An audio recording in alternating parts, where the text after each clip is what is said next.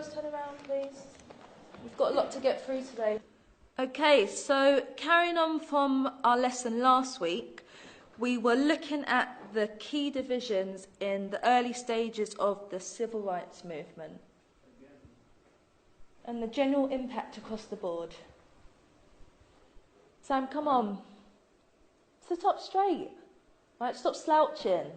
This is the perfect opportunity for you to engage, so make the most of it. But we learn the same stuff every year for Black History Month. Every single October we learn the same things, either apartheid, slavery, or the civil rights.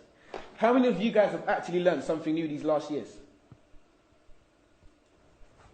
See? That's what I mean. Sam, this is our history, come on, man. No, seriously. Do you guys know anything about Ralph Bunche? The first black person to win a Nobel Prize? Or that the richest person ever lived was a black man named King Musa I of Mali? What about Ella Baker? What about Ella Baker?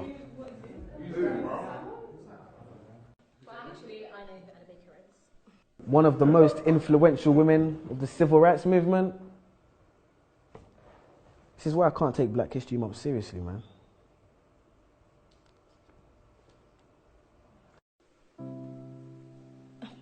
But Samuel, the curriculum is designed to help you think about Black history critically. Actually, miss, it's designed to teach us what to think, not how to think.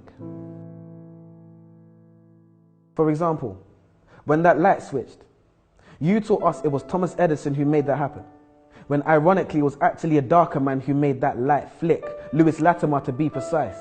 Quite nice when you're talking about Mr. Hamilton and his racing car, but red lights stop. We're always taught that Martin Luther King had a dream, man. But those dreams can't be achieved because our brains are in chains, our minds are enslaved, so we won't get our redemption. Morgan, free man. Will we ever be free, man? And leave this state of imprisonment? And take that walk of free, damn it, green man from a traffic light invented by the same man who made gas masks to protect our organs. Another free man named Garrett Morgan. But I bet you never knew that. We need to open our minds. But how can we be taught to see if the blind lead the blind? The first person to develop significant eye surgery was a black woman named Dr. Patricia E. Barth. Now on that note, there's a question I must ask. If this is a great opportunity to learn and be engaged about our past, why are we not actually being taught about our past? Transatlantic slavery, where we're taught Black history starts, but is it really? There seems to be a lot you haven't told us. And you shut down and hold back on the bold ones who stand against the way you're trying to mold us. Consistent enemies of progress. You're surprised because I know things you don't expect me to know yet. And when I tell you you're wrong for telling me about me, you call it a riot while I call it a protest. The Broadwater Farm riots.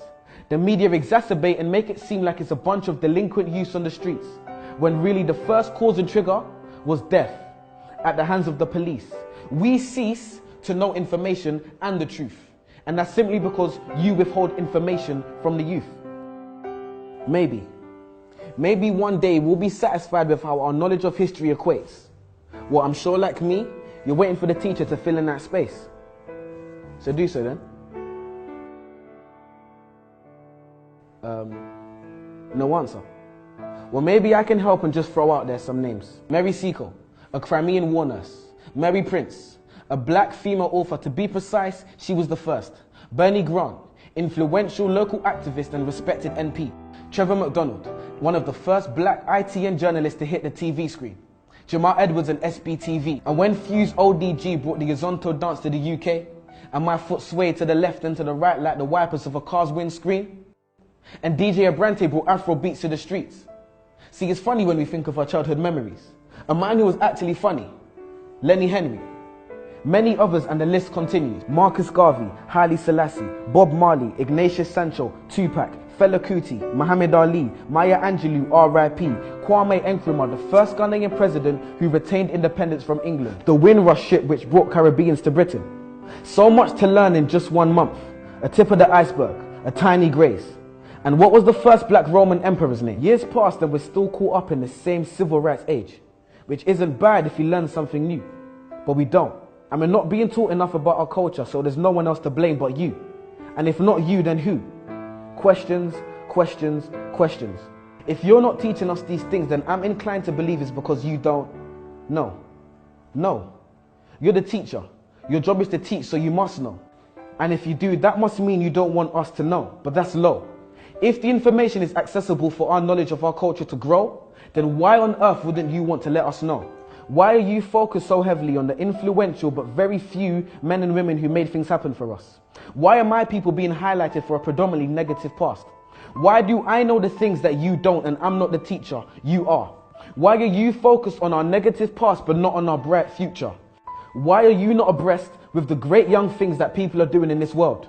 Why are young people's trademarks and stereotypes gang culture and young pregnant girls? Why are the young people not being given the time of day? And his name was Septimus Severus, by the way. I'm sure as a student, the code of conduct has been breached. So I'll stop here and let you do your job. So teach.